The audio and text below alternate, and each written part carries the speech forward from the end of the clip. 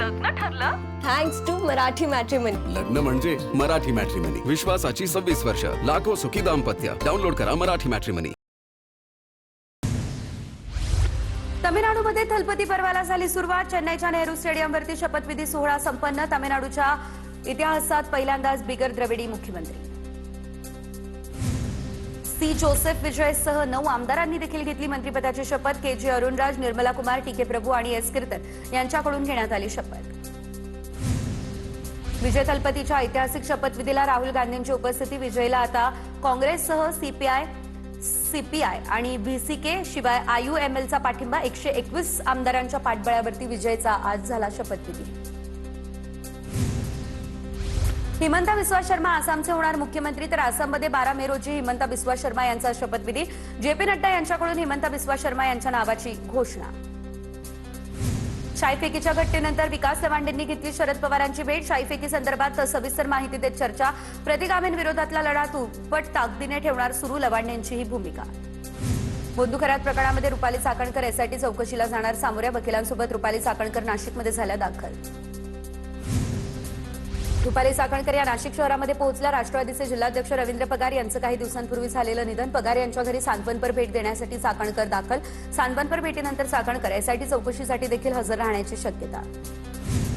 रुपाली चाकणकर यांच्या एसआयटी चौकशीमध्ये संपूर्ण माहिती समोर येईल. आणखी कोणी यामध्ये सहभागी आहे का, एसआयटी चौकशीमध्ये हे स्पष्ट होणार.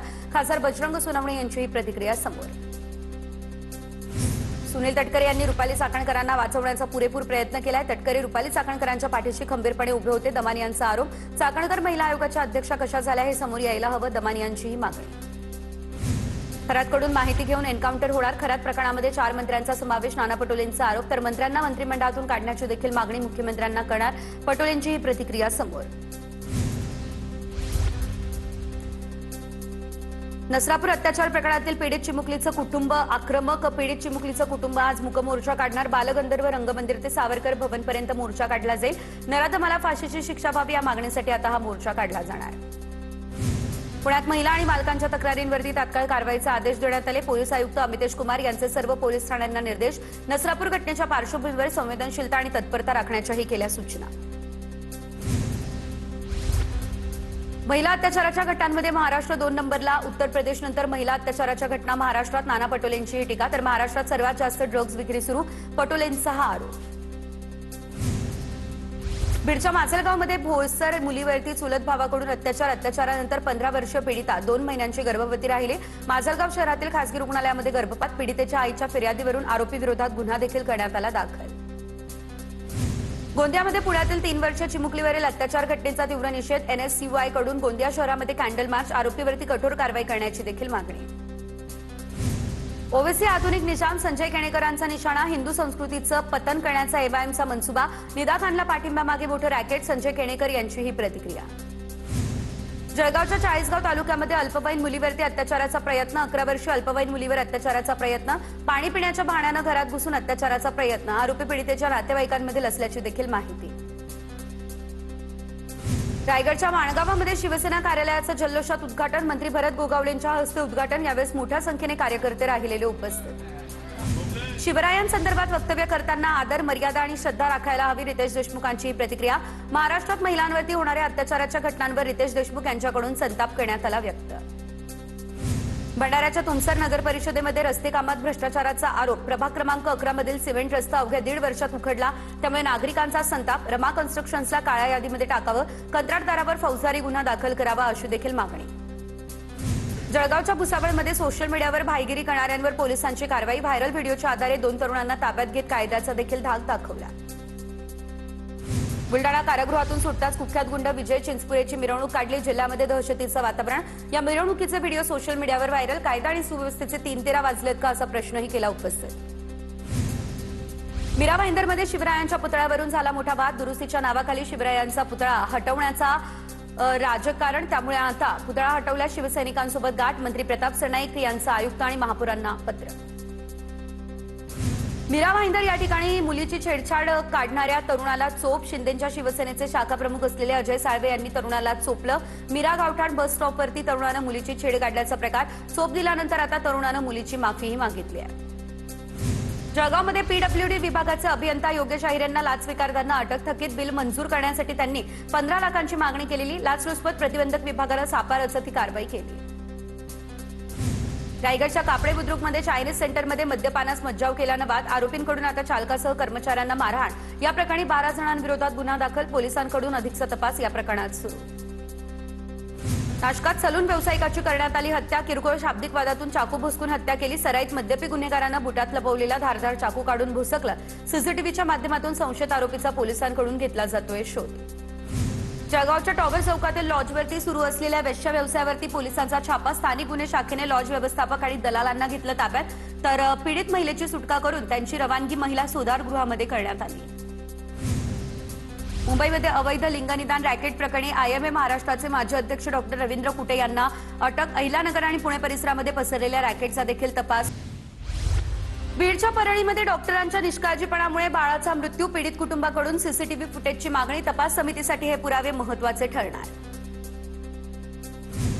जळगावच्या मुक्ताईनगरमध्ये लग्नपत्रिकेच्या नावाखाली सायबर फसवणूक. बनावट एपीके फाईल उघडताच नागरिकाच्या खात्यातून तब्बल 91,000 रुपये परस्पर काढले. परिचिताच्या व्हॉट्सअपवरून मेसेज आला, त्यामुळे नागरिकाची फसवणूक.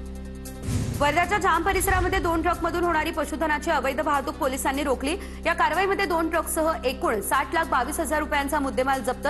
सर्व जनावरांना गोशाळेमध्ये हलवलं. या प्रकरणी 4 जणांवरती गुन्हा देखील करण्यात आला दाखल. वर्ध्यात अवैध दारू वाहतुकीवर पोलिसांची कारवाई. सालो टी पॉइंट परिसरातून 3,50,000ची देशी दारू आणि वाहनासह 7.5 लाखांचा मुद्देमाल जप्त. तिघांविरोधात या प्रकरणी गुन्हा देखील करण्यात आला दाखल. सोलापूर ग्रामीण पोलिसांकडून अवैध दारू वाहतुकीवर कारवाई. कारवाईमध्ये तब्बल 19,62,500 रुपयांचा मुद्देमाल जप्त. 3 आरोपींना पोलिसांनी ताब्यातही घेतलं. मनमाडच्या रेल्वे स्थानकामध्ये लोहमार्ग पोलीस आणि आरपीएफची संयुक्त कारवाई. तर संशयास्पद हालचाली करणाऱ्या तिघांना अटक. कारवाईमध्ये 4,08,000 रुपयांचे 28 मोबाईल फोन देखील करण्यात आले जप्त. अहिल्यानगर या ठिकाणच्या कोतवाली पोलिसांनी चोरीला गेलेले सोने मूळ मालकाला परत केले. साखरपुड्याच्या कार्यक्रमामध्ये सोनं चोरीला गेल्याची घटना घडली. कोम्बिंग ऑपरेशन राबवत पोलिसांनी 17,33,000चा मुद्देमाल जप्त केला. पोलिसांच्या या कामगिरीचं सर्वत्र केलं जातंय कौतुक. मनमाडमध्ये वर्धाव वाहनानं 7 ते 8 दुचाकींना चिरडलं. अपघातात सुदैवानं कुठली जीवितहानी झालेली नाही. वाहन चालक दारूच्या नशेत असल्याची माहिती. पोलिसांनी वाहन चालकाला ताब्यातही घेतलं. जळगावच्या जामनेरमध्ये आयपीएलच्या सामन्यांवरती ऑनलाईन सट्टेबाजी. पोलिसांच्या छाप्यात 4 जण ताब्यात. तर 9 लाखांची रोकड, 41 एटीएम कार्ड आणि मोबाईलसह 10 लाखांचा मुद्देमाल देखील करण्यात आला जप्त. नागपुरात झाडांसाठी पर्यावरण प्रेमी सरसावले. ऑरेंज सिटी स्ट्रीट प्रकल्पासाठी झाडं तोडण्यास पर्यावरण प्रेमींचा विरोध. झाडं वाचवा असे बॅनर हातात घेऊन आंदोलकांनी प्रशासनाचा निषेध देखील नोंदवला. रत्नागिरीमध्ये वादळी वाऱ्यासह झालेल्या अवकाळी पावसानं आंबा जमीनदोस्त झाला. 2 दिवसांमध्ये तयार होणारा आंबा मातीमोल.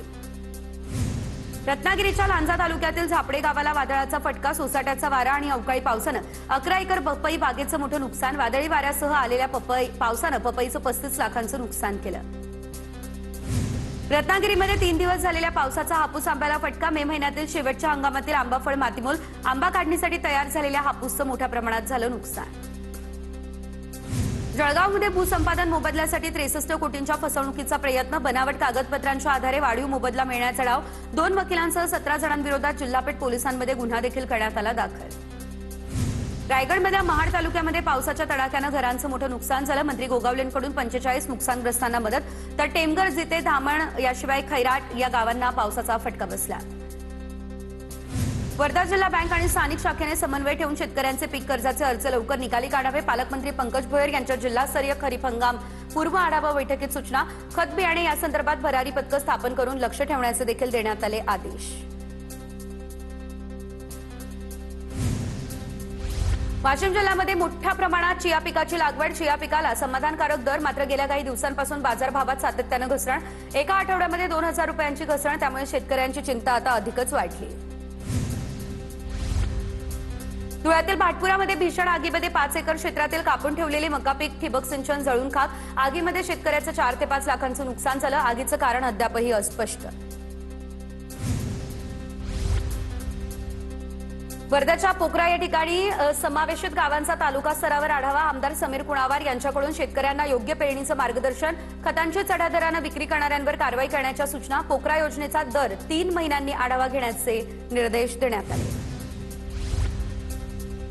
तर कोकणातील आंबा आणि काजू बागायतदारांना 15 मे रोजी मुख्यमंत्री देवेंद्र फडणवीस यांच्या वर्षा निवासानी मोर्चा काढण्याचा इशारा. अवकाळी पाऊस आणि बदलत्या हवामानामुळे मोठ्या प्रमाणात नुकसान झालंय. नुकसान भरपाईच्या मागणीसाठी शेतकरी झाले आक्रमक. पुण्यात हलक्या पावसाची शक्यता. जिल्ह्यात घाटमाथ्यावरती जोरदार वाऱ्यासह पाऊस झाला. पुढील 2 दिवस शहरासह जिल्ह्यात दुपारनंतर ढगाळ वातावरण कायम राहणार. जालन्यात तापमानाचा पारा 42 अंशांवर पोहोचला. तर वाढत्या तापमानामुळे धरणांमधील पाणी पातळी खालावत चालली आहे. भोकरदन तालुक्यातील पद्मावती मध्यम प्रकल्पाचा पाणीसाठा 28%वर. त्यामुळे परिसरातील 12 ते 13 गावांवरती पाणी टंचाईचं संकट येण्याची शक्यता. हिंगोलीमध्ये अवकाळी पावसामुळे भाजीपाला शेतीचं मोठं नुकसान. पावसामुळे दोडक्यासारख्या पिकांवरती विविध रोगांचा प्रादुर्भाव झाला. महागड्या कीटकनाशकांचा वापर करूनही रोग आटोक्यात येत नाही. त्यामुळे बळीराजा हतबल. शेतकरी सध्या मोठ्या आर्थिक अडचणीत सापडला. बीडच्या नेकनूरमध्ये अनेक शेतकऱ्यांच्या कांद्याला ₹1 दर, एकरी 50,000 रुपयांचा खर्च झाला. मात्र या दरम्यान कांदे विकल्यानंतर केवळ 3,500 रुपये आल्याचा प्रकार. सरकारनं निर्यात चालू करून हमीभाव द्यावा अशी शेतकऱ्यांची मागणी. गोंदिया जिल्ह्यामध्ये अवकाळी पाऊस आणि गारपिटीनं मोठं नुकसान झालं. शेतकऱ्यांच्या तोंडचा घास पावसानं हिरावला. लवकरात लवकर पंचनामे करून मदत द्यावी अशी शेतकऱ्यांची मागणी. पुण्यात भोर तालुक्यामध्ये मान्सूनपूर्व खरीप हंगामाची तयारी सुरू. शेतकरी शेणखत टाकणी आणि शेत लेवल करण्याच्या कामामध्ये व्यस्त. सेंद्रिय शेतीला प्राधान्य देत बैलगाडीतून शेणखत शेतात पोहोचवण्याचं काम सध्या सुरू. वर्ध्यात बोगस बियाणे आणि खतांवरती आता कृषी विभागाचं धाडसत्र राबवण्याची आमदार दादाराव केचे यांची ही मागणी. शेतकऱ्यांना दर्जेदार बियाणे मिळावेत. याशिवाय गरजेनुसार सौर किंवा विद्युत पंप उपलब्ध करून द्यावे.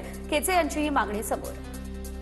वाशिम जिल्ह्यातल्या मध्यम प्रकल्पांमधील पाणीसाठा झपाट्यानं घटला. एकबुर्जी प्रकल्पामध्ये 24%, तर सोनल प्रकल्पामध्ये केवळ 12% इतका जलसाठा. वाढत्या उष्णतेमुळे आता पाणी टंचाईची चिंता देखील वाढली. प्रशासनाकडून पाणी जपून वापरण्याचं केलं जातंय आवाहन.